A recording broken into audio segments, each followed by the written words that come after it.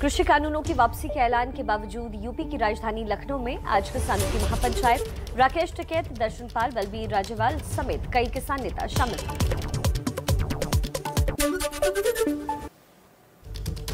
अभी आंदोलन खत्म के मूड में नहीं किसान। संयुक्त किसान मोर्चा ने बैठक के बाद पीएम मोदी को चिट्ठी लिखी। लखीमपुर कांड में केंद्रीय मंत्री अजय मिश्र टेनी की गिरफ्तारी की मांग की। संयुक्त किसान मोर्चा ने एमएसपी पर कानून बनाने की भी मांग की। कहा, बिजली पर अध्यादेश वापस हो। आंदोलन में किसानों पर दर्ज मुकदमा रद्द करने और मारे गए किसानों के परिवार को मुआवजा देने की मांग उठाई। भारतीय किसान यूनियन के अध्यक्ष नरेश टिकैत का बयान। कहा, 3 कृषि बिल वापसी का सर्टिफिकेट चाहिए जिससे हम बता सके कि हमारी जीत हुई है। 26 नवंबर को दिल्ली के हर बॉर्डर पर जुटेंगे किसान। माइक्रो लेवल पर चर्चा के लिए 27 नवंबर को अगली बैठक होगी। 29 नवंबर को किसानों का संसद तक मार्च तय कार्यक्रम के मुताबिक होगा। किसान नेता रणदीप लोहबच ने कहा, बैठक में पीएम मोदी के ऐलान की भाषा पर चर्चा हुई। पीएम ने कहा था कि हम किसानों को समझा नहीं पाए, इससे किसान आहत हैं।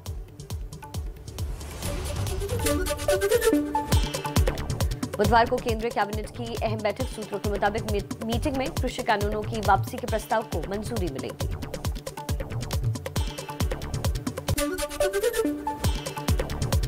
संयुक्त किसान मोर्चा के नेता हिम्मत सिंह गुर्जर का बयान। बोले, 24 नवंबर की कैबिनेट की बैठक में सरकार कृषि बिलों को वापस लेने पर क्या बात करती है, इस पर 27 नवंबर को संयुक्त किसान मोर्चा की बैठक में चर्चा करेंगे।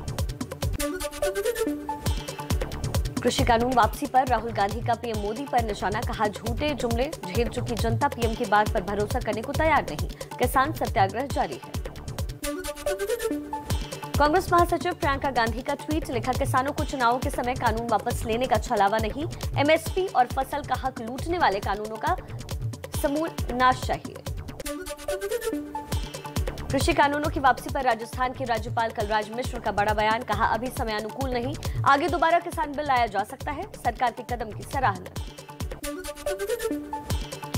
कृषि कानून वापसी पर बोले दिग्विजय सिंह, जब तक संसद में बिल वापस नहीं हो जाते तब तक इन पर भरोसा नहीं किया जा सकता, क्योंकि बीजेपी वाले कह रहे हैं बिल वापस लाएंगे।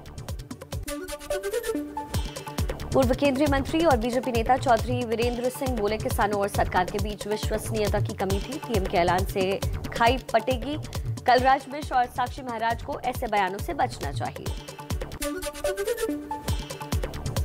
कृषि कानूनों की वापसी पर केंद्रीय मंत्री मुख्तार अब्बास नकवी का बड़ा बयान। कहा, बहुत बड़े नेता का बहुत बड़ा फैसला है। मोदी जी की सरकार ने कभी भी टकराव का रास्ता नहीं अपनाया, हमेशा बातचीत का रास्ता अपनाया। किसान कानून वापसी के ऐलान के बाद एबीपी न्यूज सी वोटर का सबसे बड़ा सर्वे। 55% लोगों ने कहा प्रधानमंत्री के ऐलान का चुनाव पर असर पड़ेगा। 31% लोगों ने कहा नहीं पड़ेगा। स्नैप पोल में 59% लोगों ने कहा मोदी सरकार किसान समर्थक है। 29% ने किसान विरोधी माना तो 12% ने कहा पता नहीं। सर्वे में शामिल 52% लोगों ने कहा कानून वापस लेकर पीएम मोदी ने सही किया। 31% लोगों ने फैसले को गलत बताया। स्नैप पोल में शामिल 36% लोगों ने कहा किसान कानून वापस लेने से विदेशी निवेश पर असर पड़ेगा। 35% ने माना नहीं पड़ेगा। 29% बोले पता नहीं। बाराबंकी में एआईएमआईएम प्रमुख ओवैसी ने कहा कृषि कानून बिल की तरह सीएए एनआरसी को भी सरकार को वापस लेना चाहिए। ये भी असंवैधानिक है। अगर कृषि कानून को फिर लागू करेंगे तो फिर इससे बड़ा आंदोलन होगा। और आइए कुछ और जरूरी खबरें आपको बता देते हैं फटाफट अंदाज में। बीजेपी अध्यक्ष जेपी नड्डा का आज से 2 दिन का मिशन यूपी। आज गोरखपुर और कल कानपुर में बूथ अध्यक्षों को करेंगे संबोधित। पार्टी पदाधिकारियों के साथ बैठक, जीत का देंगे मंत्र। राजधानी लखनऊ में जेपी नड्डा आज यूपी बीजेपी के वरिष्ठ नेताओं के साथ बैठक करेंगे। पीएम मोदी के आगामी कार्यक्रम पर भी चर्चा होगी। फिर योगी आदित्यनाथ के घर पर डिनर से पहले कोर कमेटी की बैठक में शामिल होंगे। यूपी के सीएम योगी आदित्यनाथ ने पीएम मोदी के साथ अपनी फोटो शेयर की। लिखा, हम निकल पड़े हैं प्रण करके, अपना तन मन अर्पण करके, अंबर से ऊंचा जाना है, नया भारत बनाना है। समाजवादी पार्टी के अध्यक्ष अखिलेश यादव का योगी पर तंज, लिखा दुनिया की खातिर सियासत में कभी यूं भी करना पड़ता है, बेमन से कंधे पर रख हाथ, कुछ कदम संग चलना पड़ता है। समाजवादी पार्टी के संरक्षक मुलायम सिंह यादव का आज 83वां जन्मदिन। पार्टी कार्यालय में मुलायम सिंह के साथ बेटे अखिलेश मनाएंगे जन्मदिन।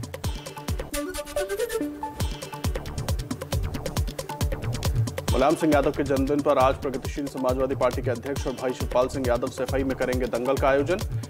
चंदगी राम स्टेडियम में सुबह 10 बजे से कार्यक्रम। बाराबंकी में जागा ओवैसी का कुर्मी प्रेम, बेनी प्रसाद वर्मा की जमकर की तारीफ, कहा मोदी जी फिल्म इंडस्ट्री में नहीं थे, नहीं तो सभी बेस्ट एक्टर का अवार्ड वही जीत जाते।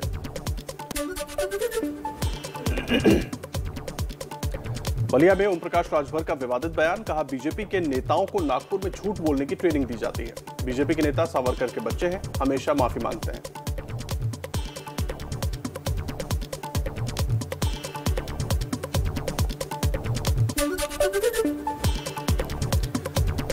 रायबरेली से कांग्रेस की बागी विधायक अदिति सिंह का बड़ा आरोप, चुनाव के दौरान की जाने वाली मेहनत स्टंटबाजी है। प्रियंका गांधी का 40% टिकट महिलाओं को देने का वादा लॉलीपॉप है।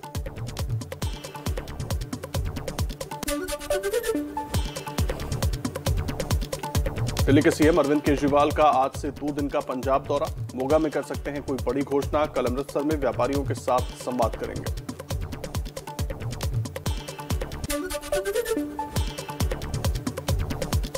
मिशन उत्तराखंड पर दिल्ली के सीएम अरविंद केजरीवाल ने हरिद्वार में किया रोड शो, दिल्ली की तर्ज पर स्कूल अस्पताल बनवाने और मुफ्त तीर्थ यात्रा करवाने का किया वादा।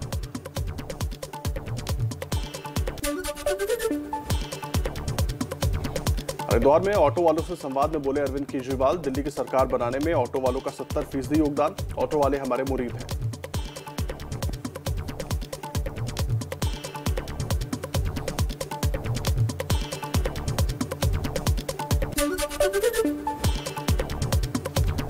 राजस्थान में कैबिनेट विस्तार को लेकर घमासान, मंत्री पद न मिलने से कुछ विधायक नाराज, साफिया जुबैर और जौहरी लाल मीणा ने शपथ ग्रहण समारोह से बनाई दूरी।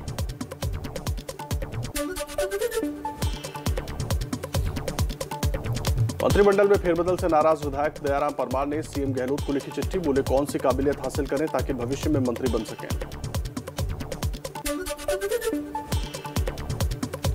राजस्थान में मंत्रिमंडल विस्तार से नाराज विधायकों को मनाने का गहलोत सरकार का नया फॉर्मूला, 6 विधायकों को मुख्यमंत्री का सलाहकार नियुक्त किया।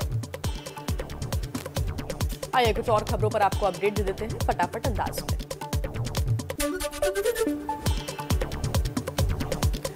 कैबिनेट विस्तार पर सचिन पायलट बोले ये बड़ा और अच्छा फेरबदल, आलाकमान ने सभी कमियों को पूरा किया, 4 दलितों को मंत्रिमंडल में जगह मिलने से अच्छा संदेश आएगा, कांग्रेस में कोई गुटबाजी नहीं, सब एकजुट होकर काम कर रहे हैं।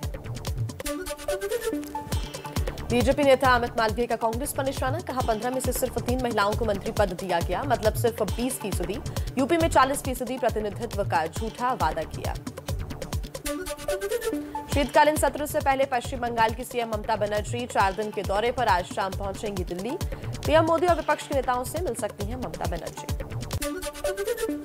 टीएमसी के 15 से ज्यादा सांसद देर रात तक दिल्ली पहुंचे, टीएमसी सांसदों ने दिल्ली में गृह मंत्री अमित शाह से मिलने का समय मांगा, टीएमसी सांसदों का प्रतिनिधिमंडल आज दिल्ली में देगा धरना। त्रिपुरा में टीएमसी नेता शाइनी घोष की गिरफ्तारी के बाद सियासत तेज, अभिषेक बनर्जी आज त्रिपुरा जाएंगे, कहा बीजेपी के कार्यकर्ता ने हमारे कार्यकर्ताओं को बुरी तरह पीटा। अगरतला में महिला थाना परिसर के अंदर हमला, असामाजिक तत्वों ने पत्रकारों को भी निशाना बनाया, गिरफ्तार टीएमसी नेता सयानी घोष को थाने में सुरक्षित स्थान पर ले जाया गया। त्रिपुरा के अगरतला में बवाल, टीएमसी नेता कुणाल घोष पर हमला, टीएमसी नेता सुबल भौमिक के घर पर भी तोड़फोड़, बीजेपी टीएमसी का एक दूसरे पर हमले का आरोप। त्रिपुरा के सीएम विप्लव कुमार देव के ओएसडी संजय मिश्रा ने झड़प का वीडियो ट्वीट किया, बोले दीदी के शांति दूत त्रिपुरा को अशांत करने की पुरजोर कोशिश कर रहे हैं। बंगाल के दक्षिण 24 परगना में टीएमसी नेता मोहर्रम शेख की हत्या के मामले में 11 लोगों के खिलाफ मुकदमा दर्ज, 3 आरोपी गिरफ्तार, बाकी आरोपी की तलाश में जुटी हुई है पुलिस। टीएमसी का बीजेपी पर हत्या का आरोप। कांग्रेस में नवजोत सिंह सिद्धू पर घमासान जारी, कांग्रेस ने सिद्धू के बयान से बनाई दूरी, अभिषेक मनु सिंह भी बोले इस पर बोलने में असमर्थ हूं, सिद्धू ने कहा था कि इमरान खान मेरे बड़े भाई जैसे हैं। नवजोत सिंह सिद्धू के बयान पर बोले दिग्विजय सिंह, ये सारी बात नरेंद्र मोदी जी से पूछिए जो बिना बताए नवाज शरीफ से मिलने के लिए चले गए थे। सिद्धू के बयान पर मुंबई में राम कदम के नेतृत्व में विरोध प्रदर्शन, बीजेपी के सिद्धू और कांग्रेस से माफी मांगने की मांग। प्रदर्शन के दौरान पुलिस और राम कदम के समर्थकों के बीच झड़प। चलिए आगे बढ़ते हैं और इस वक्त की बड़ी खबर आपको बता दें। शीतकालीन संसद सत्र के पहले ममता बनर्जी आज शाम दिल्ली पहुंच रही हैं। शीतकालीन सत्र से पहले विपक्ष की रणनीति बनाने की कोशिश की जाएगी। उससे पहले ही टीएमसी के 15 सांसद दिल्ली इस वक्त पहुंच चुके हैं। टीएमसी सांसदों ने गृह मंत्री अमित शाह से मिलने का वक्त मांगा है। 15 सांसद त्रिपुरा की घटना के खिलाफ धरने पर बैठने वाले हैं और उससे पहले उन्होंने वक्त मांगा है। गृह मंत्री अमित शाह से मुलाकात का वक्त चाहते थे और वो इस वक्त दिल्ली पहुंच चुके हैं। आज शाम ममता बनर्जी भी दिल्ली पहुंचने वाली हैं। रणनीति तैयार की जाएगी। टीएमसी के 15 सांसद फिलहाल दिल्ली पहुंचे हैं। त्रिपुरा में टीएमसी कार्यकर्ता की हत्या और टीएमसी नेता साइनी घोष की गिरफ्तारी के विरोध में टीएमसी के ये जो कार्यकर्ता हैं वो धरना देने वाले हैं। धरना से पहले इस वक्त दिल्ली वो पहुंच चुके हैं। अमित शाह से मुलाकात का वक्त भी मांगा है। आज शाम ममता बनर्जी भी पहुंच जाएंगी। आपको बता दें, लगातार इस बात का जिक्र हो रहा था कि कार्यकर्ता की हत्या के विरोध में धरना प्रदर्शन किया जाएगा और अब ये कार्यकर्ता जो है दिल्ली पहुंच चुके हैं। पीएम मोदी ने गुरु पर्व पर तीनों कृषि कानूनों को वापस लेने का ऐलान कर दिया। विपक्ष कह रहा है कि सरकार ने चुनावों में हार के डर से कानूनों को वापस लिया। सवाल ये कि क्या कानून वापस लेकर सरकार ने सही फैसला किया है। एबीपी न्यूज सी वोटर ने इस फैसले के बाद देश का पहला सर्वे किया। नतीजा क्या निकला, आइए आपको दिखाते हैं। 3 कृषि कानूनों को वापस लेने का, रिपील करने का निर्णय लिया है।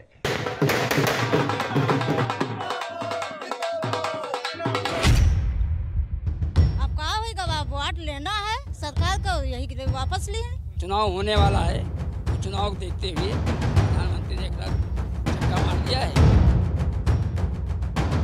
ਅਸੀਂ ਹੱਕ ਮਾਰੇ ਬੈਠੇ ਆ, ਅਸੀਂ ਹੱਕ ਲੈ ਕੇ ਜਾਵਾਂਗੇ। ਅਸੀਂ ਹੱਕ ਮਾਰੇ ਬੈਠੇ ਆ, ਅਸੀਂ ਹੱਕ ਲੈ ਕੇ ਜਾਵਾਂਗੇ। यूपी और पंजाब में चुनाव है तो सियासत तो गर्म होनी ही है। लोकतंत्र में लोग के मन को टटोलने की कोशिश की एबीपी न्यूज सी वोटर ने स्नैप पोल के जरिए, जिसमें 2596 लोगों से कृषि कानून वापस लेने के फैसले के बारे में राय जानी गई। सवाल था, किसान कानून वापस लेकर पीएम मोदी ने सही किया? इस सवाल के जवाब में हाँ कहा 52% लोगों ने, नहीं कहा 31% लोगों ने, कह नहीं सकते कहने वाले लोग थे 17%। सरकार ने एक ऐसा कदम उठाया है जिसकी उससे कोई अपेक्षा नहीं थी, तो लोग शुरू में सकारात्मक दृष्टि से इस कदम को देख रहे हैं। अगर ये आंदोलन खत्म हो जाएगा अभी हफ्ते 10 दिन बाद, 15 दिन बाद या संसद के सत्र के बाद में, तो हम निश्चित रूप से कह सकते हैं कि इसका असर सरकार के पक्ष में पड़ेगा। एबीपी न्यूज सी वोटर के सर्वे में पूछा गया कि कृषि कानून वापस लेने का श्रेय किसे देते हैं। 41% लोगों ने कहा सरकार को, 37% लोगों ने किसानों को श्रेय दिया, तो विपक्ष को श्रेय देने वाले लोग थे 22%। सर्वे में सवाल था जो लोगों की राय जानने के लिए अहम था। सवाल पूछा गया, क्या किसान आंदोलन राजनीति से प्रेरित है? 57% लोगों ने हाँ कहा, 35% लोगों ने कहा नहीं, 8% लोगों की कोई राय नहीं थी। स्नैप पोल में सवाल पूछा गया, क्या किसान आंदोलन कुछ किसानों का था या जन आंदोलन था? जन आंदोलन कहने वाले लोग थे 46%। इसे किसान आंदोलन बताने वाले लोग थे 42%, जबकि 12% लोगों ने कहा कह नहीं सकते। किसान आंदोलन अब भी जारी है। किसान कृषि कानूनों को वापस लेने के बाद एमएसपी कानून के लिए अड़े हैं, लेकिन सर्वे में लोगों की राय चौंकाने वाली थी। सर्वे में सवाल पूछा गया, क्या कृषि कानून किसानों के लिए फायदेमंद था? हाँ कहने वाले लोग थे 51%, नहीं कहने वाले लोग थे 31%, 18% लोगों ने कहा कह नहीं सकते। सवाल यह भी है, साल भर चले किसान आंदोलन से मोदी सरकार की छवि पर क्या असर पड़ा है? स्नैप पोल में सवाल पूछा गया, मोदी सरकार किसान विरोधी है या किसान समर्थक? 59% लोगों ने कहा मोदी सरकार किसान समर्थक है। 29% लोगों ने सरकार को किसान विरोधी बताया, जबकि 12% लोगों की कोई राय नहीं थी। हाल ही में यूपी और पंजाब में चुनाव होने वाले हैं। साल भर तक किसानों का आंदोलन जारी था, अब भी लखनऊ में महापंचायत होने वाली है। ऐसे में क्या 2022 के चुनावों पर कानून वापस लेने का असर पड़ेगा? हाँ कहा 55% लोगों ने, नहीं कहा 31% लोगों ने, तटस्थ थे 14% लोग। स्नैप सर्वे में सवाल पूछा गया कि क्या पीएम मोदी के ऐलान के बाद किसान आंदोलन जारी रखना सही है या गलत? आंदोलन जारी रखने को सही मानने वाले लोग हैं 42%, जबकि गलत मानने वाले लोग हैं 46%। 12% लोगों ने कहा कह नहीं सकते। चुनाव सिर पे आ गए थे और लगातार सर्वेक्षण और दूसरी चीजें बता रही थी कि किसान आंदोलन की वजह से कुछ इलाकों में पार्टी को काफी नुकसान हो सकता है, इसका अंदेशा है, तो उससे बचने के लिए ये कदम उठाया गया है। सर्वे में 57% लोगों ने किसान आंदोलन को राजनीति से प्रेरित माना, 52% लोगों ने किसान कानून वापस लेने को सही माना, 55% लोग मान रहे हैं कि कानून वापस लेने का चुनावों पर असर पड़ना तय है। हालांकि अब भी मोदी सरकार की छवि पर नुकसान पहुंचता नहीं दिख रहा। 59% लोग मोदी सरकार को किसान समर्थक मान रहे हैं। अभी चुनाव दूर है, ऐसे में इस फैसले का असर चुनावों पर कितना पड़ता है, ये देखने वाली बात होगी। और वहीं उत्तर प्रदेश में आज से बीजेपी नई चुनावी मुहिम की शुरुआत कर रही है और इसके तहत पार्टी का शीर्ष नेतृत्व सीधे बूथ अध्यक्षों के साथ संवाद करेगा। इस अभियान की शुरुआत गोरखपुर से जेपी नड्डा करेंगे। 27,637 बूथ अध्यक्ष, 286 मंडल अध्यक्ष, 286 मंडल प्रभारी, 62 विधानसभा प्रभारी, 12 जिला अध्यक्ष, 12 जिला प्रभारी और इन्हीं के आसरे पूर्वांचल में जीत का बिगुल फूंकने गोरखपुर आ रहे हैं बीजेपी अध्यक्ष जेपी नड्डा। नड्डा गोरखपुर में 12 जिलों के पार्टी के बूथ अध्यक्षों के साथ संवाद करेंगे, इन्हें जीत का गुरु मंत्र देंगे। राष्ट्रीय अध्यक्ष के साथ प्रदेश प्रभारी राधा मोहन सिंह, प्रदेश चुनाव प्रभारी धर्मेंद्र प्रधान, प्रदेश अध्यक्ष स्वतंत्र देव सिंह, प्रदेश संगठन महामंत्री सुनील बंसल और मुख्यमंत्री योगी आदित्यनाथ भी रहेंगे।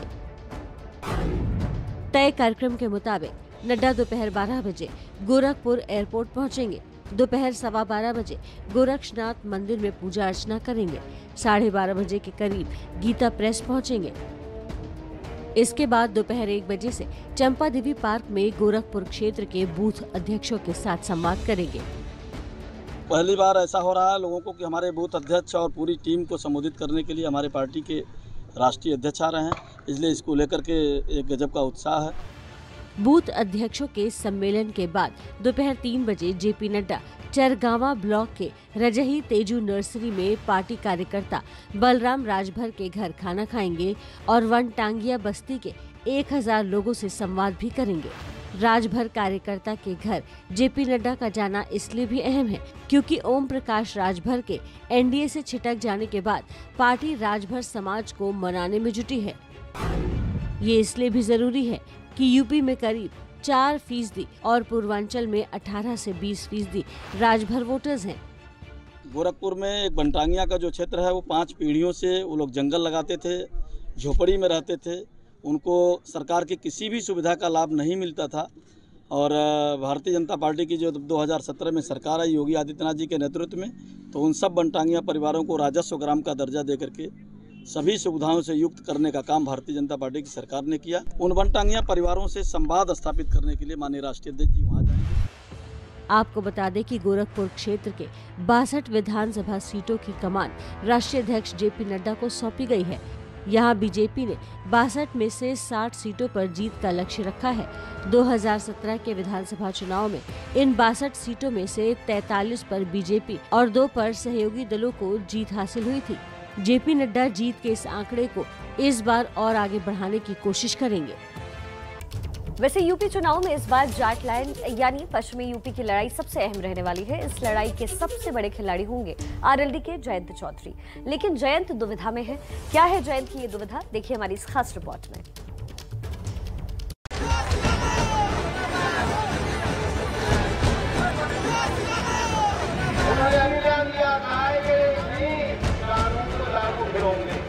भारतीय जनता पार्टी की पराजय करके भारतीय जनता पार्टी का सफाया कर। क्या समाजवादी पार्टी से आपकी बातचीत चल रही है? सब लोग ये जानना चाहते हैं क्योंकि पहले ये खबर आई थी कि बातचीत चल रही है, वो क्यों रुकी पड़ी है? कब तक ये फैसला हो पाएगा? नहीं, अभी हम चाय पी रहे हैं और चीनी घोली है और बहुत जल्दी आपको मिठाई खिलाएंगे। जो समाजवादी पार्टी में है तो उनकी बात मैं नहीं कह सकता, वो तो फैसला उनकी पार्टी के लोग करेंगे। मैं अपनी बात कह सकता हूँ। और जब गठबंधन होगा आप निश्चित तौर पे मान लीजिए सम्मान के साथ होगा।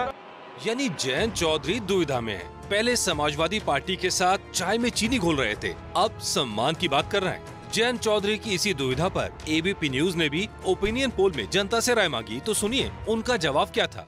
जयंत चौधरी से गठबंधन का अखिलेश को फायदा या नुकसान? जब ये सवाल हमने पूछा तो देखिए जनता ने क्या कहा। जनता ने कहा फायदा होगा, 60% लोगों का कहना है, लेकिन 40% लोग ये मानते हैं कि नुकसान होगा जयंत चौधरी से गठबंधन पर। सर्वे कहता है कि जयंत चौधरी और अखिलेश अगर एक हुए तो फायदा होगा, लेकिन पिछले चुनावों के आंकड़े कुछ और ही कहानी बयां कर रहे हैं। 2002 में विधानसभा चुनाव में आरएलडी ने बीजेपी के साथ गठबंधन किया था, तब उसने 14 सीट जीती थी, वोट शेयर था 2%। 2007 के चुनाव में आरएलडी अकेले मैदान में उतरी और 10 सीटों पर सिमट गई, हालांकि उसका वोट शेयर दोगुना हुआ। 2012 के चुनावों में आरएलडी ने कांग्रेस का हाथ थामा, लेकिन 9 सीटों पर आ गई, वोट शेयर सिर्फ 2% रहा। 2017 में बीजेपी की लहर थी, इसीलिए अकेले चुनाव लड़ रही आरएलडी को सिर्फ 1 सीट मिली, हालांकि वोट शेयर बरकरार रहा। मतलब ये कि चुनावी बिसात पर बीजेपी से गठबंधन ही आरएलडी के लिए फायदेमंद रहा है। 2009 के लोकसभा चुनाव में भी बीजेपी के साथ गठबंधन करने पर ही आरएलडी ने 5 सीटें जीती थी। तो अब सवाल ये, क्या जयंत चौधरी फिर से बीजेपी का दामन थामेंगे? तो किसान की स्थिति थी, उसमें क्या सुधार है? आप ही कानून लाए थे बिना पूछे, हमने तो नहीं मांग की थी। अब उसे 1 साल बाद वापस कर रहे हो, तो 1 साल का जवाब आपको देना पड़ेगा, 700 लोगों की मौतों का जवाब देना पड़ेगा। तो ये स्थिति नहीं है कि आज आपने कानून वापस कर लिया, हम लोग उनको शाबाशी करेंगे या हम लोग उनके साथ खड़े हो जाएंगे। ये संभव नहीं है। किसान की लड़ाई जारी रहेगी। अखिलेश और जयंत दोनों बखूबी जानते हैं, अगर यूपी में बीजेपी से मुकाबला करना है तो साथ आना जरूरी है, लेकिन बात सीटों पर अटक रही है। सूत्र बताते हैं कि आरएलडी अखिलेश से 50 सीटों की मांग कर रही है, जबकि समाजवादी पार्टी जयंत को सिर्फ 32 सीट देने के लिए तैयार है।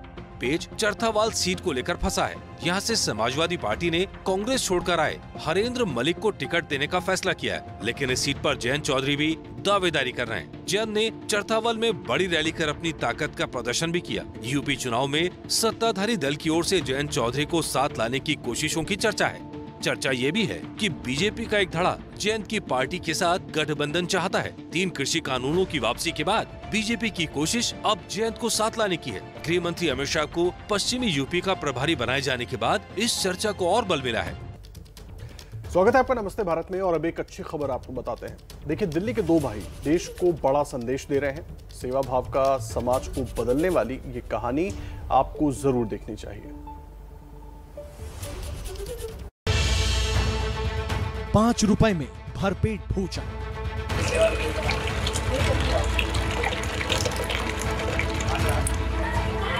पैसा ना भी हो तब भी भरपेट भोजन। ये चंद शब्द दिल्ली के करीब 23 लाख गरीबों की उम्मीद की किरण है।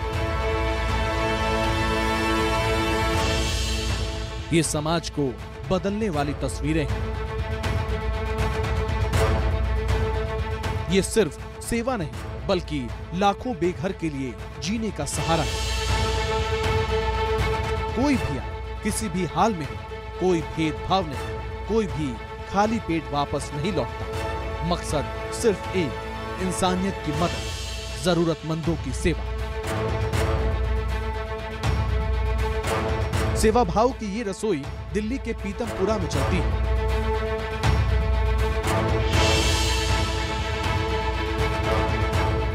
सेवा रसोई पर रोज सुबह 10 बजे से लेकर दोपहर 12 बजे तक 800 से 1000 लोगों का खाना बनता है।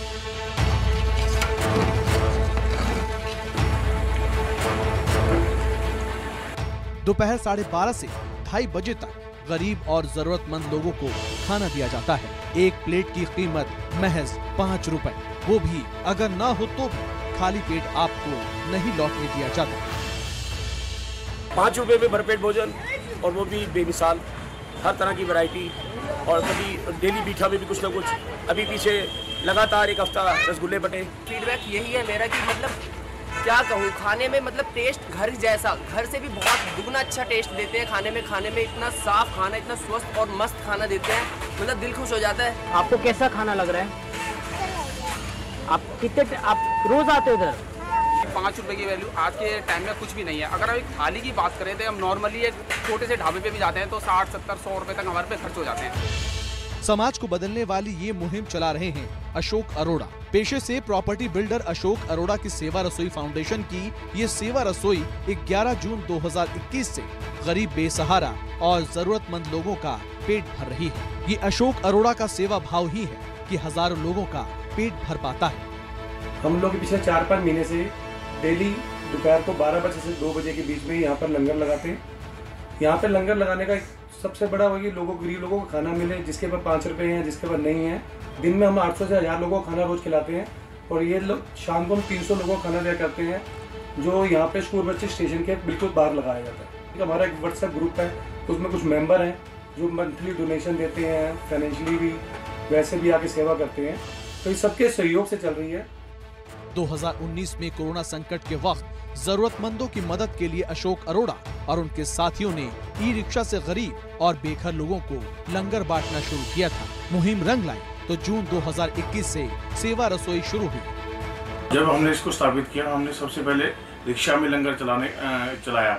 रिक्शा में लंगर हम हॉस्पिटल्स के बाहर जरूरतमंद लोगों को देते थे। उसके बाद कोविड आ गया। कोविड के बाद हम सब लोगों ने ये फैसला किया, जो हमारी कोर कमेटी है, कि हमें इसे थोड़ा और स्केल अप करना चाहिए ताकि लोगों की और मदद की जा सके।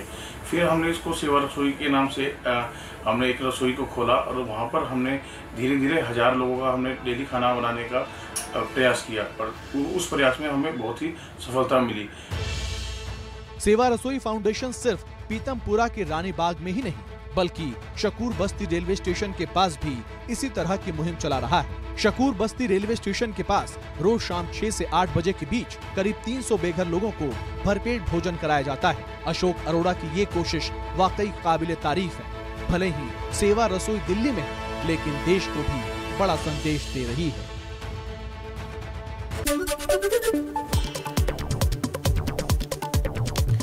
कृषि कानूनों की वापसी के ऐलान के बावजूद यूपी की राजधानी लखनऊ में आज किसानों की महापंचायत। राकेश टिकैत, दर्शन पाल, बलबीर राजेवाल समेत कई किसान नेता शामिल होंगे। अभी आंदोलन खत्म करने के मूड में नहीं किसान। संयुक्त किसान मोर्चा ने बैठक के बाद पीएम मोदी को चिट्ठी लिखी। लखीमपुर कांड में केंद्रीय मंत्री अजय मिश्र टेनी की गिरफ्तारी की मांग की।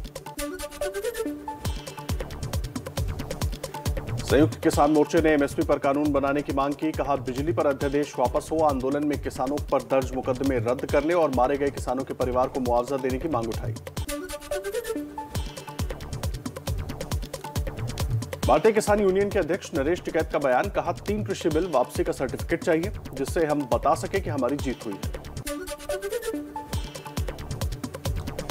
26 नवंबर को दिल्ली के हर बॉर्डर पर जुटेंगे किसान। माइक्रो लेवल पर चर्चा के लिए 27 नवंबर को अगली बैठक होगी। 29 नवंबर को किसानों का संसद तक मार्च तय कार्यक्रम के मुताबिक ही होगा। किसान नेता रणदीप लोहबच ने कहा, बैठक में पीएम मोदी के ऐलान की भाषा पर चर्चा हुई। पीएम ने कहा था कि हम किसानों को समझा नहीं पाए, इससे किसान आहत हैं। बुधवार को केंद्रीय कैबिनेट की बैठक। सूत्रों के मुताबिक मीटिंग में कृषि कानूनों की वापसी के प्रस्ताव को मंजूरी मिलेगी।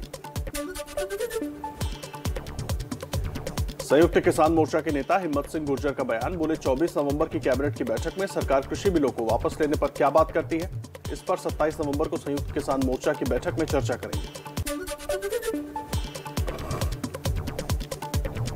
कृषि कानून वापसी पर राहुल गांधी का पीएम मोदी पर निशाना। कहा, झूठे जुमले झेल चुकी जनता पीएम की बात पर भरोसा करने को तैयार नहीं। किसान सत्याग्रह जारी है। कांग्रेस महासचिव प्रियंका गांधी का ट्वीट। लिखा, किसानों को चुनावों के समय कानून वापस लेने का छलावा नहीं, एमएसपी और फसल का हक लूटने वाले कानूनों का समूल नाश चाहिए।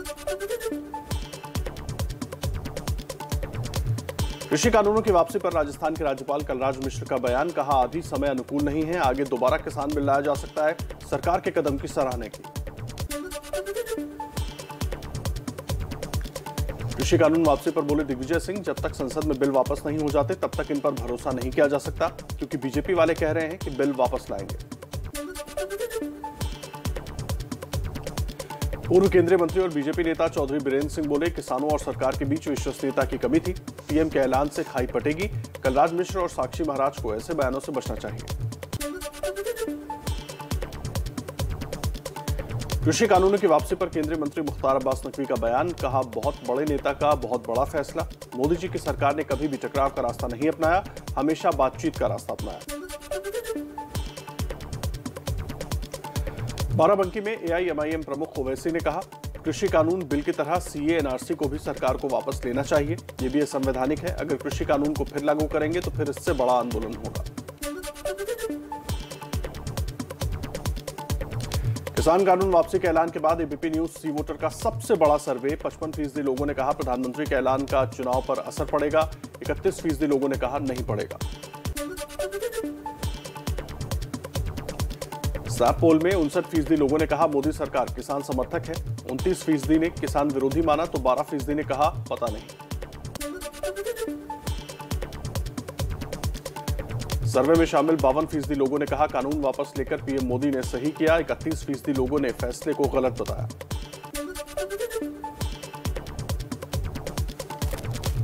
सैप पोल में शामिल 36% लोगों ने कहा किसान कानून वापस लेने से विदेशी निवेश पर असर पड़ेगा, 35% ने माना नहीं पड़ेगा, 29% बोले पता नहीं। और आइए कुछ और अहम खबरों का फटाफट अंदाज में आपको अपडेट देते हैं।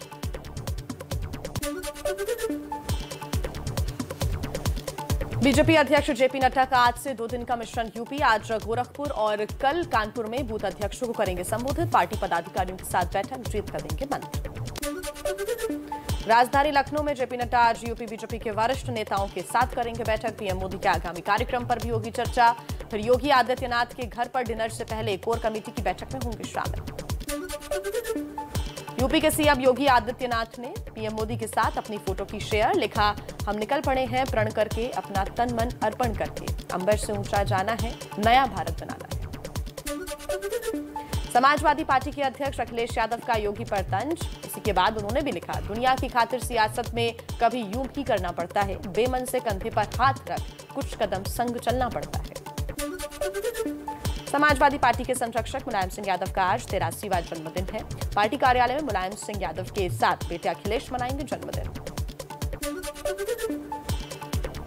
मुलायम सिंह यादव के जन्मदिन पर आज प्रगतिशील समाजवादी पार्टी के अध्यक्ष और भाई शिवपाल सिंह यादव सैफई में करेंगे दंगल का आयोजन। चंदीराम स्टेडियम में सुबह 10 बजे से कार्यक्रम। बाराबंकी में जागा ओवैसी का कुर्मी प्रेम। बेनी प्रसाद वर्मा की जमकर की तारीफ, कहा मोदी जी फिल्म इंडस्ट्री में नहीं थे, नहीं तो सभी बेस्ट एक्टर के अवार्ड वही जीत लेते। बलिया में ओम प्रकाश राजभर का विवादित बयान, कहा बीजेपी के नेताओं को नागपुर में झूठ बोलने की ट्रेनिंग दी जाती है। बीजेपी के नेता सावरकर के बच्चे हैं, हमेशा माफी मांगते हैं। रायबरेली से कांग्रेस की बागी विधायक अदिति सिंह का बड़ा आरोप, चुनाव के दौरान की जाने वाली मेहनत स्टंटबाजी है। प्रियंका गांधी का 40% टिकट महिलाओं को देने का वादा लॉलीपॉप है। दिल्ली के सीएम अरविंद केजरीवाल का आज से 2 दिन का पंजाब दौरा। मोगा में कर सकते हैं कई बड़ी घोषणाएं। कल अमृतसर में व्यापारियों के साथ करेंगे संवाद। मिशन उत्तराखंड पर दिल्ली के सीएम अरविंद केजरीवाल ने हरिद्वार में किया रोड शो। दिल्ली की तर्ज पर स्कूल, अस्पताल बनवाने और मुफ्त तीर्थ यात्रा करवाने का किया वादा। हरिद्वार में ऑटो वालों से संवाद में बोले अरविंद केजरीवाल, दिल्ली की सरकार बनाने में ऑटो वालों का 70% योगदान, ऑटो वाले हमारे मुरीद हैं। राजस्थान में गहलोत मंत्रिमंडल का विस्तार। राज्यपाल ने 11 कैबिनेट और 4 राज्य मंत्रियों ने शपथ दिलाई। सचिन पायलट खेमे के 5 विधायकों को कैबिनेट में जगह मिली है। राजस्थान में कैबिनेट विस्तार को लेकर घमासान, मंत्री पद न मिलने से कुछ विधायक नाराज नजर आए। साफिया जुबैर और जौहर लाल मीणा ने शपथ ग्रहण समारोह से बनाई दूरी। मंत्रिमंडल में फेरबदल से नाराज विधायक दयाराम परमार ने सीएम गहलोत को चिट्ठी लिखी, बोले कौन सी काबिलियत हासिल करें ताकि भविष्य मंत्री बन सकें। राजस्थान में मंत्रिमंडल विस्तार से नाराज विधायकों को मनाने का गहलोत सरकार का नया फॉर्मूला, 6 विधायकों को मुख्यमंत्री का सलाहकार नियुक्त किया। कैबिनेट विस्तार पर सचिन पायलट बोले, ये बड़ा और अच्छा फेरबदल है। आलाकमान ने सभी कमियों को पूरा किया। 4 दलितों को मंत्रिमंडल में जगह मिलने से अच्छा संदेश जाएगा। कांग्रेस में कोई गुटबाजी नहीं, सब एकजुट होकर काम कर रहे हैं। बीजेपी नेता अमित मालवीय का कांग्रेस पर निशाना, कहा 15 में से सिर्फ 3 महिलाओं को मंत्री पद दिया, यानी कि सिर्फ 20%। यूपी में 40% प्रतिनिधित्व का झूठा वादा किया। त्रिपुरा में शाइनी घोष की गिरफ्तारी पर घमासान। टीएमसी के 15 से ज्यादा सांसद दिल्ली पहुंचे। गृह मंत्री अमित शाह से मिलने का समय मांगा। टीएमसी सांसदों का प्रतिनिधिमंडल आज दिल्ली में देगा धरना। त्रिपुरा में टीएमसी नेता शाइनी घोष की गिरफ्तारी के बाद सियासत हुई और तेज। अभिषेक बनर्जी आज त्रिपुरा जाएंगे। कहा, बीजेपी के कार्यकर्ताओं ने हमारे कार्यकर्ताओं को बुरी तरीके से पीटा है। कांग्रेस में नवजोत सिंह सिद्धू पर घमासान अब भी जारी। कांग्रेस ने सिद्धू के बयान से बनाई दूरी। अभिषेक मनु सिंह भी बोले, इस पर बोलने में असमर्थ हूं। सिद्धू ने कहा था कि इमरान खान मेरे बड़े भाई हैं। सिद्धू के बयान पर मुंबई में राम कदम के नेतृत्व में विरोध प्रदर्शन। बीजेपी की सिद्धू और कांग्रेस से माफी मांगने की मांग की। प्रदर्शन के दौरान पुलिस और राम कदम के समर्थकों के बीच हुई भारी झड़प। पंजाब के पठानकोट में आर्मी कैंप के गेट पर ग्रेनेड से हमला किया गया है। कैंप के त्रिवेणी द्वार गेट पर बाइक सवारों ने ग्रेनेड फेंका। घटना के बाद पठानकोट के सभी इलाकों में अलर्ट जारी कर दिया गया है। आपको बता दें, सीसीटीवी फुटेज की जांच कर हमलावरों की इस वक्त पहचान की जा रही है। तो पंजाब के पठानकोट से इस वक्त बड़ी खबर सामने आ रही है। पंजाब के पठानकोट में आर्मी कैंप के गेट पर ग्रेनेड से हमला किया गया। कैंप के त्रिवेणी द्वार गेट पर बाइक सवारों ने ग्रेनेड फेंका। यही वो जगह है जहां हमला किया गया है। साथ ही जानकारी आपको दें, घटना के बाद पठानकोट के सभी इलाकों में फिलहाल अलर्ट जारी किया गया है। सीसीटीवी फुटेज की जांच कर हमलावरों की पहचान की जा रही है, उसकी कोशिश की जा रही है। पंजाब से बड़ी खबर। देखिए, अभी तक जो प्राइमरी इन्वेस्टिगेशन हमारा है उसके हिसाब से यहाँ पे एक ग्रेनेड ब्लास्ट हुआ है और उसको हम आगे फर्दर इन्वेस्टिगेट कर रहे हैं। एक बाइक गुजरी है और उसी के साथ में उस मौके पे ब्लास्ट हुआ है। तो हम ये जूम कर रहे हैं कि बाइक राइडर ने जो है इसको थ्रो किया है। मेरे सहयोगी जगविंदर पटेल ताज़ा जानकारी लिए जुड़ रहे हैं। जगविंदर, क्या पूरा मामला है और इस वक्त किस तरीके से तफ्तीश की जा रही है? देखिए, रात तकरीबन 11:30-12 बजे के बीच की घटना है और जो संतरी पोस्ट पर तैनात था त्रिवेणी गेट पर, उसने ये पुलिस को इतला दी कि बाइक पर कोई 1 या 2 लोग आए थे जिनको कि अंधेरे में उसने ठीक से देखा नहीं, लेकिन उन्होंने कोई एक बम नुमा चीज फेंकी है और उसके फटने की वजह से हालांकि कोई जानी नुकसान नहीं हुआ, लेकिन जो है थोड़ी सी वहाँ पर डैमेज जरूर हुआ है, कंस्ट्रक्शन का डैमेज जरूर हुआ है।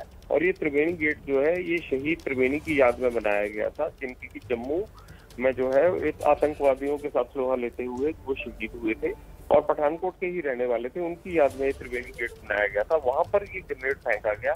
अब पुलिस जो है वो आसपास जितने भी, एक तो नाकाबंदी की गई है कल रात से ही, और ये देखा जा रहा है कि कोई लावारिस बाइक तो नहीं वहां पर छोड़कर गया है।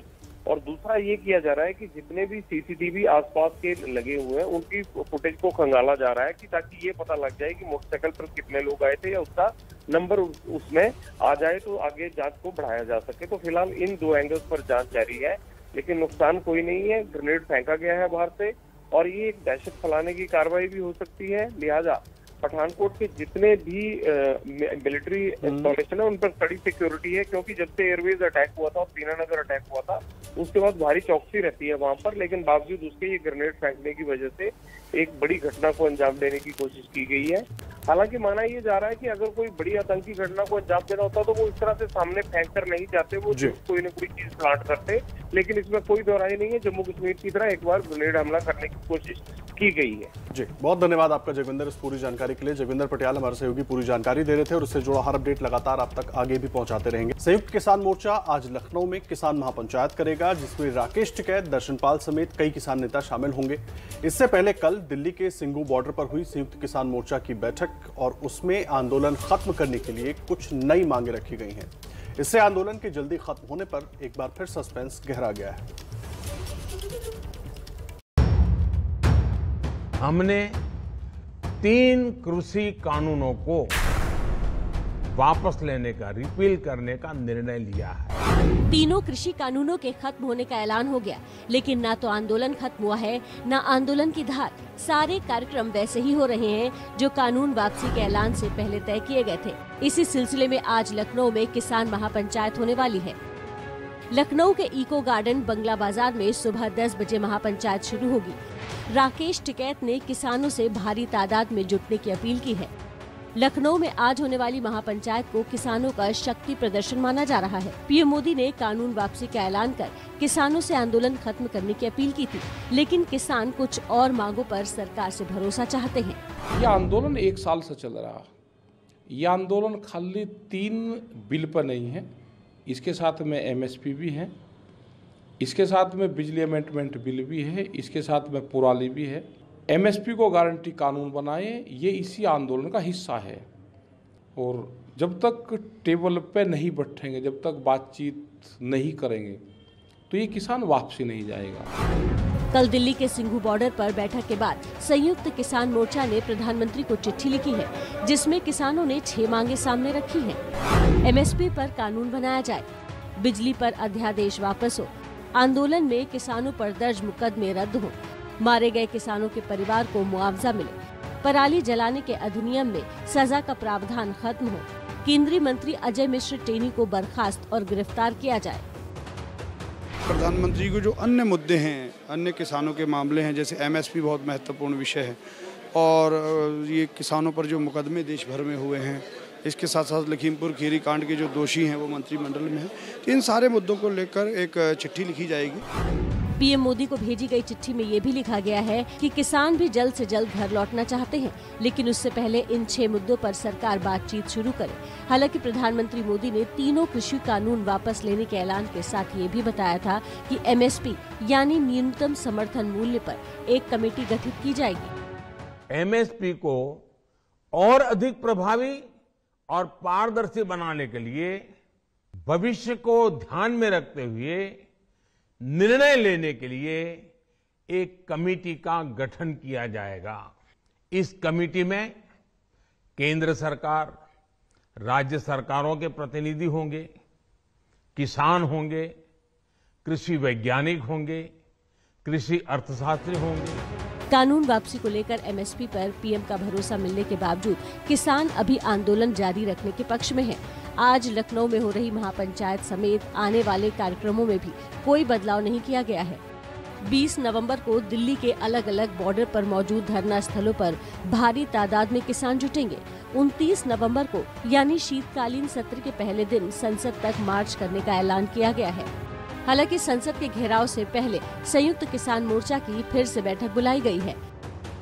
26 का प्रोग्राम सारे बॉर्डर हर जगह पे वो बड़ी गैदरिंग्स होंगी, और 29 का वो जो पार्लियामेंट कूच है वो that stands as it is, वो अभी वैसे ही रहेगा। 29 से पहले 27 तारीख को फिर एक मीटिंग होगी एसकेएम की। जो हालात उस वक्त तक बनेंगे उस पे फैसला लिया जाएगा। किसान सरकार के सामने नई मांगे भी रख रहे हैं, साथ ही सरकार से मिलने वाले भरोसे पर अविश्वास भी जता रहे हैं। भारतीय किसान यूनियन के राष्ट्रीय अध्यक्ष नरेश टिकैत ने सरकार से लिखित में आश्वासन की मांग की है। उनके मुताबिक आंदोलन तभी खत्म होगा जब उनके हाथ में दिखाने के लिए कागज हो कि उनकी जीत हुई है। आंदोलन तो एक तो बताओ, जो सालों का आंदोलन है वो घंटों में थोड़ा सिमट जाएगा। भाई एक प्रधानमंत्री जी ने कहे तो दिया, उसमें लिखित में भी कुछ आएगा। साफ है कि जिस गतिरोध को खत्म करने के मकसद से सरकार ने कानून वापसी का ऐलान किया था, वो जल्द खत्म होता नजर नहीं आ रहा है। संसद सत्र शुरू होने के बाद कानून वापसी की प्रक्रिया को अमली जामा पहनाया जाएगा, लेकिन असल सवाल ये है कि उसके बाद भी किसान बाकी मांगों को लेकर आंदोलन पर बैठे रहे तो सरकार क्या करेगी। और आइए अब बात कर लेते हैं राजस्थान की। कांग्रेस में यहां दरार पड़ती हुई नजर आ रही है। कल मंत्रिमंडल में हुए बदलाव से कई कांग्रेस विधायक नाराज हो गए, और एक विधायक ने तो सीएम को चिट्ठी लिखकर पूछा है कि उनमें ऐसी कौन सी योग्यता होनी चाहिए कि वो मंत्री बन सके। मैं महेंद्रजीत सिंह मालविया, मैं रामलाल जाट ईश्वर की शपथ लेता हूँ। राजस्थान में मुख्यमंत्री अशोक गहलोत की नई टीम को शपथ के लिए अभी 24 घंटे भी नहीं बीते थे कि राजस्थान कांग्रेस में बगावत के बोल फिर फूट पड़े। जरा इस चिट्ठी पर गौर फरमाइए। मुख्यमंत्री के नाम ये चिट्ठी लिखी है। खेरवाड़ा से कांग्रेस विधायक दयाराम परमार ने पूछा है। मंत्रिमंडल गठन के बाद ऐसा लगता है कि मंत्री बनने के लिए कोई विशेष योग्यता की आवश्यकता होती है। कृपया हमें बताने की कृपा करें कि वो विशेष काबिलियत क्या है, ताकि उसको हासिल करके भविष्य में मंत्री बनने की कोशिश की जा सके। दयाराम परमार 2 बार मंत्री रहे हैं और 6ठी बार विधायक बने हैं। इनका सवाल ये है कि बांसवाड़ से 2 मंत्री क्यों बना दिए गए, जबकि आदिवासी जिले तो कई और भी थे। दयाराम इकलौते नहीं जो मंत्रिमंडल में फेरबदल से नाराज हैं। कांग्रेस विधायक जौहरी लाल मीणा, सफिया जुबैर, संदीप यादव, वाजिब अली, लाखन मीणा, और दीपचंद खेरिया भी अपना विरोध जताते हुए शपथ ग्रहण समारोह में नहीं पहुंचे। सूत्र बताते हैं कि नाराज विधायकों की फेहरिस्त इससे भी लंबी है। पैसे भी शायद मैं नहीं जा रही थी एक्चुअल में ना, मुझे अलवर जाना है, बहुत ज्यादा अधिक शादी है, तो मैं चाह रही हूँ टाइम से निकल के अपनी जनता के बीच में जाऊं। जो थोड़े बहुत नाराज हो रहे हैं तो उनको मना लेंगे। तो बहाना टाइप का लग रहा है। नहीं, आपको लग रहा है बहाना है, लेकिन यही कारण। कौन से एमएलए जो नहीं जा रहे? मुझे नहीं पता, देखिए मुझे तो मेरी बात तो नहीं हुई। अब ताज़ा खबर ये है कि सीएम गहलोत नाराज विधायकों को मनाने के लिए नया फॉर्मूला लेकर सामने आए हैं। जिन्हें मंत्रिमंडल में मौका नहीं मिला, उन्हें सीएम का सलाहकार नियुक्त किया गया है। ऐसे विधायकों की संख्या 6 है, जिसमें 2 निर्दलीय हैं। प्रश्न सचिन पायलट को भी लेकर पूछे जा रहे हैं, जैसे क्या कैबिनेट में अपने 5 समर्थकों को शामिल करने से सचिन पायलट मान गए? क्या पायलट और गहलोत के बीच की खेमेबाजी खत्म हो गई? क्या पायलट ने सीएम गहलोत के सामने सरेंडर कर दिया? पूरी कांग्रेस पार्टी सोनिया गांधी जी, राहुल गांधी जी और प्रियंका गांधी जी के नेतृत्व में काम कर रही है। हमारा संकल्प है कि जिस प्रकार हम लोगों ने पूरे देश में उपचुनाव जीते हैं, भाजपा को हराया है, आज हम सबको मिलकर ऑल इंडिया लेवल पर और राजस्थान लेवल पर कांग्रेस के कार्यकर्ताओं को एकजुट होकर काम करना पड़ेगा। एबीपी न्यूज से बातचीत करते हुए सचिन पायलट ने ये भी साफ किया कि 2023 के चुनाव में पार्टी सामूहिक नेतृत्व में चुनाव लड़ेगी। हम लोग तैयारी कर रहे हैं कि हम लोग कैसे 22 महीने के बाद जो चुनाव होंगे उसमें कैसे जीतेंगे, क्योंकि राजस्थान में हमेशा ये प्रथा बनी है कि 5 साल एक पार्टी, 5 साल एक पार्टी। इस परिपाटी को तोड़ने के लिए हम लोगों को मजबूती से काम करना पड़ेगा, ना सिर्फ सरकार को, संगठन को भी। आने वाले टाइम में भी मुझे जो जिम्मेदारी पार्टी देगी उसको मैं निभाऊंगा, लेकिन ये गलत होगा कि इसमें समय सीमा बांधो या व्यक्ति विशेष से जोड़ दो। संगठन मजबूत हो, पार्टी मजबूत हो, मेंबरशिप हमारी चल रही है, उसको हम और बेहतर बनाएं। सचिन अब भले ही एकजुटता की बात कर रहे हो, लेकिन पिछले साल 18 विधायकों के साथ इनके बागी तेवर इतिहास के पन्नों में दर्ज हैं। तब पायलट चाहते थे कि पार्टी उन्हें 2023 के विधानसभा चुनाव में सीएम उम्मीदवार घोषित करे। पायलट की इस मांग पर आज भी कांग्रेस में चुप्पी है और यही चुप्पी राजस्थान कांग्रेस की एकता पर संदेह पैदा करती है। और अब बात दिल्ली की। दिल्ली में प्रदूषण के हालात को काबू करने के मकसद से लगाई गई कई पाबंदियां आज खत्म हो रही है। आज दिल्ली सरकार प्रदूषण के हालात को देखते हुए उन पाबंदियों की समीक्षा करेगी।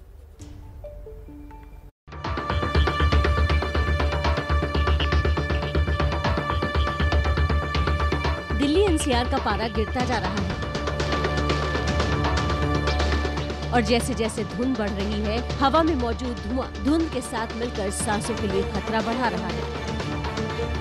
पिछले कई हफ्तों से दिल्ली सरकार प्रदूषण कम करने की कवायद में जुटी है, लेकिन इसका असर देखने को नहीं मिल रहा। इसी हालात में आज दिल्ली के पर्यावरण मंत्री गोपाल राय उच्च स्तरीय बैठक करेंगे। इस बैठक में उन सभी पाबंदियों की समीक्षा होगी जो प्रदूषण काबू करने के मकसद से लगाई गई थी। दिल्ली सरकार ने प्रदूषण काबू करने के लिए 10 निर्देश जारी किए थे। हालांकि पाबंदियों की समीक्षा से पहले ही दिल्ली सरकार ने कुछ प्रतिबंधों को आगे तक बढ़ा दिया था। दिल्ली में अगले आदेश तक स्कूल बंद रहेंगे। 26 नवंबर तक दिल्ली में उन ट्रकों की एंट्री पर रोक रहेगी जो जरूरी सामानों की सप्लाई नहीं करते। निजी संस्थानों को कर्मचारियों से 26 नवंबर तक वर्क फ्रॉम होम करवाने की सलाह दी गई है। इस सारी कवायद के पीछे मकसद ये है कि सड़क से ट्रैफिक को कम किया जाए। इससे पहले दिल्ली में मेट्रो और बसों में खड़े होकर यात्रा करने को भी मंजूरी दे दी गई है, ताकि ज्यादा से ज्यादा लोग सार्वजनिक परिवहन का इस्तेमाल कर सकें। दिल्ली सरकार ने शहर में निर्माण कार्यों पर रोक लगा रखी है। आज की बैठक में इस पर भी चर्चा होगी। हालात को देखते हुए पाबंदियों को बढ़ाने का फैसला हो सकता है। रोहित शर्मा की कप्तानी में टीम इंडिया ने शानदार प्रदर्शन करते हुए न्यूजीलैंड को धो डाला है और तीसरे टी20 में 73 रन से हराकर न सिर्फ सीरीज पर कब्जा किया, बल्कि वर्ल्ड कप में हार का बदला भी ले लिया है। मैच खत्म होने से पहले ही कोलकाता झूमने लगा था। मैच खत्म होते ही ईडन गार्डन्स में जश्न शुरू हो गया। देश भर को इस जीत का इंतजार था। वर्ल्ड कप में खराब प्रदर्शन को पीछे छोड़ते हुए टीम इंडिया ने ईडन गार्डन्स में न्यूजीलैंड से हार का बदला ले लिया। रोहित शर्मा ने 31 गेंद पर 56 रन की पारी खेली, जिसमें 5 चौके और 3 छक्के शामिल थे। तो रोहित और ईशान किशन ने मिलकर 59 रन की ठोस शुरुआत दी। इसके बाद न्यूजीलैंड ने 2 ओवर में टीम इंडिया को 3 झटके देकर बैकफुट पर ला दिया। श्रेयस अय्यर ने 20 गेंद पर 25 रन बनाए। वेंकटेश अय्यर ने 15 गेंद पर 20 रन जड़ दिए। हर्षल पटेल ने 11 गेंद पर 18 रन ठोके आखिरी गेंदों में दीपक चहर ने 8 गेंद पर 21 रन जड़कर स्कोर को 184 तक पहुंचा दिया। एक तरफ से मार्टिन गुप्टिल ने पारी संभालने की कोशिश की, लेकिन मेहमान टीम संभल नहीं पाई। दूसरे छोर से लगातार विकेट गिरते रहे। न्यूजीलैंड की टीम 17 ओवर और 2 गेंद में सिर्फ 111 रन पर ऑल आउट हो गई। इस तरह भारत को 73 रन से बड़ी जीत मिली। भारत की तरफ से अक्षर पटेल ने 3 ओवर में 9 रन देकर 3 विकेट लिए।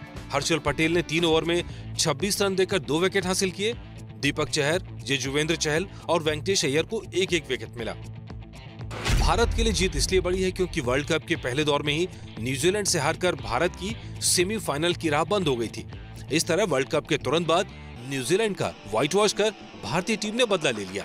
ये पूर्व बल्लेबाज राहुल द्रविड़ के हेड कोच बनने के बाद पहली सीरीज जीत भी है। देखिए, न्यूजीलैंड के खिलाफ सीरीज की जीत रोहित के लिए कई खुशियां लेकर आई है। बतौर फुल टाइम कप्तान थे रोहित की कप्तानी में पहली T20 सीरीज जीती है। इतना ही नहीं, कई रिकॉर्ड्स में रोहित ने विराट को भी पीछे छोड़ दिया है। कप्तान रोहित शर्मा को प्लेयर ऑफ द सीरीज का अवार्ड भी मिला है। रोहित शर्मा ने पहले मैच में 48 रन बनाए थे, दूसरे में 55 और तीसरे में 56 रन बनाए। रोहित शर्मा ने T20 में 50+ रन बनाने में विराट को पीछे छोड़ दिया है। विराट ने T20 में अब तक 29 अर्धशतक लगाए हैं, जबकि रोहित शर्मा 26 अर्धशतक और 4 बार शतक लगा चुके हैं। मैच में 3 छक्के जड़कर रोहित शर्मा T20 में 150 छक्के जड़ने वाले पहले भारतीय बल्लेबाज बन गए हैं। सिर्फ न्यूजीलैंड के मार्टिन गुप्टिल अब उनसे आगे हैं। वनडे में रोहित शर्मा के नाम 3 बार दोहरे शतक जड़ने का रिकॉर्ड है, जो उनकी काबिलियत को दिखाता है। अब रोहित के कंधों पर दारोमदार होगा टीम इंडिया को जीत की राह पर आगे लेकर जाने का, और रोहित का जिगर और अनुभव इसके काम आएगा।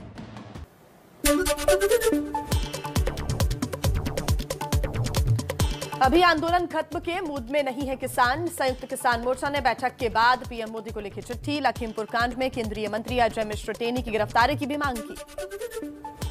भारतीय किसान यूनियन के अध्यक्ष नरेश टिकैत का बयान, कहा 3 कृषि बिल वापसी का सर्टिफिकेट चाहिए, जिससे हम बता सकें कि हमारी जीत हुई है। 26 नवंबर को दिल्ली के हर बॉर्डर पर जुटेंगे किसान। माइक्रो लेवल पर चर्चा के लिए 27 नवंबर को अगली बैठक होगी। 29 नवंबर को किसानों का संसद तक मार्च तय कार्यक्रम के मुताबिक ही होगा। कृषि कानून वापसी के बाद देश का पहला सबसे बड़ा सर्वे एबीपी न्यूज सी वोटर के स्नैप पोल में लोगों ने कहा कानून वापस लेना सही है, मोदी सरकार की छवि पर असर नहीं। लखनऊ में जेपी नड्डा आज उत्तर प्रदेश बीजेपी के वरिष्ठ नेताओं के साथ करेंगे बैठक। पीएम मोदी के आगामी कार्यक्रम पर चर्चा होगी। फिर योगी आदित्यनाथ के घर पर डिनर से पहले कोर कमेटी की बैठक में भी होंगे शामिल। चलिए कुछ और सियासी खबरें पहुंचाते हैं तेज रफ्तार में। यूपी के सीएम योगी आदित्यनाथ ने पीएम मोदी के साथ अपनी फोटो शेयर की। लिखा, हम निकल पड़े हैं प्रण करके, अपना तन मन अर्पण करके। अंबर से ऊंचा जाना है, नया भारत बनाना है। समाजवादी पार्टी के अध्यक्ष अखिलेश यादव का योगी पर तंज। लिखा, दुनिया की खातिर सियासत में कभी यूं भी करना पड़ता है, बेमन से कंधे पर हाथ रखना पड़ता है, कुछ कदम संग चलना भी पड़ता है। बाराबंकी में जागा ओवैसी का कुर्सी प्रेम। बेनी प्रसाद वर्मा की जमकर तारीफ की। कहा, मोदी जी फिल्म इंडस्ट्री में नहीं थे, नहीं तो सभी बेस्ट एक्टर का अवार्ड वहीं जीत जाते। दिल्ली के सीएम अरविंद केजरीवाल का आज से 2 दिन का पंजाब दौरा। मोगा में कर सकते हैं कोई बड़ी घोषणा। कल अमृतसर में व्यापारियों के साथ संवाद भी करेंगे। राजस्थान में कैबिनेट विस्तार को लेकर हुआ घमासान। मंत्री पद न मिलने से कुछ विधायक हुए नाराज। साफिया जुबैर और जौहरीलाल मीणा ने शपथ ग्रहण समारोह से बनाई दूरी। और अब कुछ और खबरें आपको दिखा देते हैं फटाफट अंदाज में।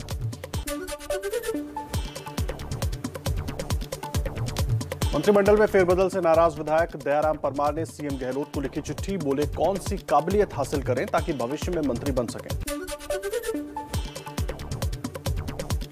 त्रिपुरा में टीएमसी नेता शयानी घोष की गिरफ्तारी के बाद सियासत तेज। अभिषेक बैनर्जी आज त्रिपुरा जाएंगे। कहा, बीजेपी के कार्यकर्ताओं ने हमारे कार्यकर्ताओं को बुरी तरह पीटा है। फिल्म अभिनेत्री कंगना रनौत के भीख में मिली आजादी वाले बयान पर दिल्ली से गुरुद्वारा मैनेजमेंट कमेटी ने राष्ट्रपति को लिखी चिट्ठी। कंगना से पद्मश्री वापस लेने की मांग की। मऊ में बाहुबली मुख्तार अंसारी के करीबी सुरेश सिंह की गैर कानूनी तरीके से अर्जित संपत्ति कुर्क की गई। सुरेश सिंह के करीब 2 करोड़ 81 लाख की है संपत्ति। दिल्ली में प्रदूषण काबू करने के लिए लगी पाबंदियों की आज होगी समीक्षा। उच्च अधिकारियों के साथ बैठक करेंगे गोपाल राय। अगले आदेश तक स्कूल बंद रखने का आदेश जारी। और अब बात शीतकालीन सत्र की कर लेते हैं। देखिए, शीतकालीन संसद सत्र के पहले ममता बनर्जी दिल्ली में खेला करने की तैयारी में है। आज शाम को ममता बनर्जी दिल्ली पहुंच रही हैं और इस दौरान मोदी सरकार को घेरने की कोशिश होगी। साथ ही शीतकालीन सत्र के लिए विपक्ष की रणनीति तैयार करना उनके टारगेट पर होगा। वहीं त्रिपुरा के मुद्दे को लेकर टीएमसी के 15 सांसद भी दिल्ली पहुंच चुके हैं। पश्चिम बंगाल में ममता ने खेला कर दिया।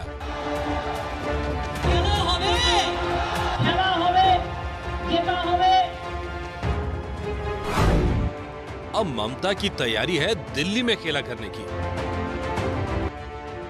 शीतकालीन सत्र शुरू होने को है, उससे पहले ममता का आना बहुत कुछ कह रहा है। पिछली बार जुलाई में जब ममता आई थी तो उन्होंने पेगासस मुद्दे पर आयोग बनाकर मोदी सरकार को घेरा था। अब एक बार फिर निशाने पर मोदी सरकार है। ममता ने पीएम मोदी से मिलने का वक्त मांगा है। इस दौरान राज्यों के बकाया का मामला उठा सकती हैं। बीएसएफ का अधिकार क्षेत्र बढ़ाने का विरोध कर सकती है। पीएम मोदी के साथ ममता का सियासी विरोध है। पश्चिम बंगाल में तो जबरदस्त राजनीतिक लड़ाई लड़ी ही गई। अब ममता 2024 में मिशन दिल्ली में लगी है। पिछले दौरे में ममता ने पीएम मोदी और कांग्रेस अध्यक्ष सोनिया गांधी से मुलाकात की थी। तब भी कोशिश विपक्ष को एकजुट कर मोदी सरकार को घेरने की थी। इस बार भी शीतकालीन सत्र से विपक्ष को एकजुट कर सकती हैं। विपक्ष के नेताओं से मुलाकात कर सकती हैं। शीतकालीन सत्र के लिए विपक्ष की रणनीति तैयार कर सकती हैं। विपक्ष को एकजुट करने के अलावा टीएमसी त्रिपुरा के मुद्दे पर मोदी सरकार को घेर रही है। ममता बनर्जी से पहले टीएमसी के 15 सांसद दिल्ली पहुंच गए हैं। टीएमसी सांसदों ने गृह मंत्री अमित शाह से मिलने का वक्त मांगा है। 15 सांसद त्रिपुरा की घटना के खिलाफ धरने पर बैठने वाले हैं। दरअसल त्रिपुरा में टीएमसी के नेता सयानी घोष को गिरफ्तार कर लिया गया। बीजेपी कार्यकर्ता ने घोष पर मुख्यमंत्री बिप्लब कुमार देव की एक नुक्कड़ सभा को बाधित करने का आरोप लगाया है। साथ ही बीजेपी पर कार्यकर्ता की हत्या और हमले का आरोप है, जिसके विरोध में टीएमसी ने मोर्चा खोल दिया है। आज तृणमूल के सब सांसदों को दिल्ली आने को बोला गया है। हम अभी जाके हमारे पार्टी ऑफिस में मिलेंगे और लगता है कि त्रिपुरा में जो जाति हुआ है, बीजेपी के लोग जो अत्याचार किया है, त्रिपुरा पुलिस जो अरेस्ट किया है हमारा यूथ कांग्रेस का प्रेसिडेंट को, उसके खिलाफ कोई प्रोग्राम होगा। वहीं बीजेपी का कहना है कि टीएमसी कार्यकर्ता की हत्या टीएमसी की अंदरूनी कलह का नतीजा है। बीजेपी का आरोप है टीएमसी त्रिपुरा में हिंसा फैला रही है। त्रिपुरा में मुख्यमंत्री की ओजडी संजय मिश्रा ने ट्वीट पर कहा, ये दीदी के शांति दूत हैं। त्रिपुरा को अशांत करने में कोई कसर नहीं छोड़ रहे। इनकी भाषा और इनके हाथ में जो कुछ है उससे हर कोई समझ लेगा कि इनकी मंशा क्या है। हर मोर्चे पर बीजेपी के खिलाफ माहौल बनाने की ममता की तैयारी है। ममता 25 नवंबर तक दिल्ली में रहेंगी। सीएम बनने के बाद ये उनका दूसरा दिल्ली दौरा है। इस दौरे में क्या निकलता है, इस पर देश की नजर रहेगी। और अब बात करते हैं नवाब मलिक की, क्योंकि एनसीपी नेता नवाब मलिक ने एक बार फिर फोड़ा है ट्विटर बम। इस बार भी उनके निशाने पर है एनसीपी के अफसर समीर वानखेड़े। ये महाराष्ट्र सरकार के मंत्री नवाब मलिक का सबसे ताजा धमाका है। इस तस्वीर में दो लोग दिखाई दे रहे हैं, एक काजी और दूसरा टोपी वाला शख्स। जिस कुर्सी पर ये दोनों बैठे हैं वो भी किसी मैरिज हॉल की कुर्सी मालूम पड़ रही है। तस्वीर में टोपी वाला शख्स एक दस्तावेज पर दस्तखत करता दिखाई दे रहा है। नवाब मलिक ने इस तस्वीर को ट्वीट करते हुए लिखा, कबूल है, कबूल है, कबूल है। ये क्या किया तूने समीर दाऊद वानखेड़े। इसके साथ ही नवाब मलिक ने मुंबई में एनसीबी के जोनल डायरेक्टर समीर वानखेड़े के खिलाफ वो सबूत पेश कर दिया जिसका दावा वो महीने भर से कर रहे थे। समीर दाऊद वानखेड़े ये एक फर्जी व्यक्ति है।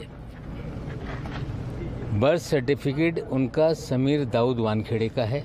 मैं आपको बता दूं, वो सारे सबूत हमारे पास हैं जो ये साबित कर देंगे कि वानखेड़े साहब इन्होंने इस्लाम धर्म स्वीकारा था। और ये सारे तस्वीर हमने रखी है। जो कल तक कह रहे थे कि हम जीवन भर हिंदू रहे, हम हिंदू मुसलमान का सवाल नहीं उठाते। क्रूज केस में शाहरुख खान के बेटे आर्यन की गिरफ्तारी के बाद से ही नवाब मलिक ने समीर वानखेड़े के खिलाफ मोर्चा खोला हुआ है। इससे पहले नवाब मलिक वानखेड़े और उनकी पहली पत्नी शबाना कुरैशी की तस्वीर के साथ ही उन दोनों का निकाहनामा भी ट्वीट कर चुके हैं और ये दावा कर चुके हैं दोनों की शादी इस्लामिक रीति रिवाज से हुई थी। हालांकि समीर वानखेड़े लगातार इन आरोपों को खारिज करते आए हैं। उसका दामाद ड्रग केस में अरेस्ट किया है, तो उसके वजह से हमारे फैमिली में पर्सनल अटैक कर रहा है। ये नहीं करना चाहिए। इतने बड़े आदमी हो के, ये समझदार आदमी हो के, एक मंत्री महोदय को पब्लिक ने उनको चुन के दिया और उनको कानून भी मालूम होना चाहिए कि ये करने से गुनाह होता है। कि उनको अभी सीरियसली लिया जाएगा, क्योंकि मुझे लगता है ये पूरी सोची समझी साजिश है। इसमें बहुत सारे लोग इन्वॉल्व हैं जो चाहते हैं कि समीर जी उस कुर्सी से हट जाए। शायद इसमें बहुत सारे लोग हैं जिनका ड्रग का कारोबार सफर हो रहा है। इस बीच बॉम्बे हाईकोर्ट आज समीर वानखेड़े के पिता ज्ञानदेव वानखेड़े की याचिका पर फैसला सुनाने वाला है। ज्ञानदेव वानखेड़े ने नवाब मलिक के खिलाफ बॉम्बे हाईकोर्ट में मानहानि का केस दर्ज किया था। अर्जी में महाराष्ट्र के मंत्री पर उनके परिवार के खिलाफ कोई भी बयान देने पर रोक लगाने की मांग की थी। इसी को लेकर आज हाईकोर्ट आदेश पारित करने वाला है। क्या वक्त चला है आपके हमारे फेवरेट सेगमेंट आज के कार्टून का। इरफान जी स्टूडियो में मौजूद है, देखते हैं आज वो क्या बना रहे हैं।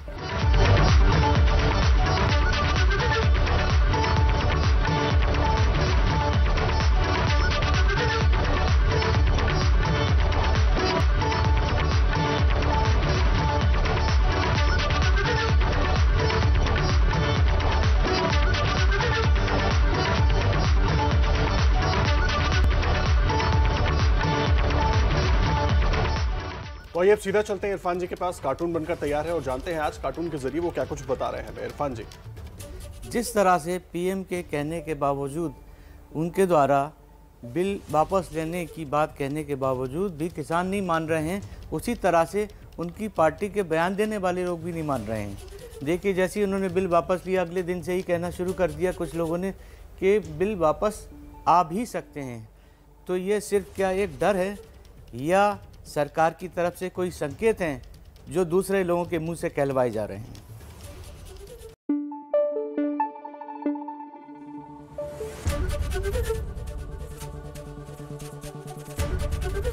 एबीपी न्यूज आपको रखे आगे।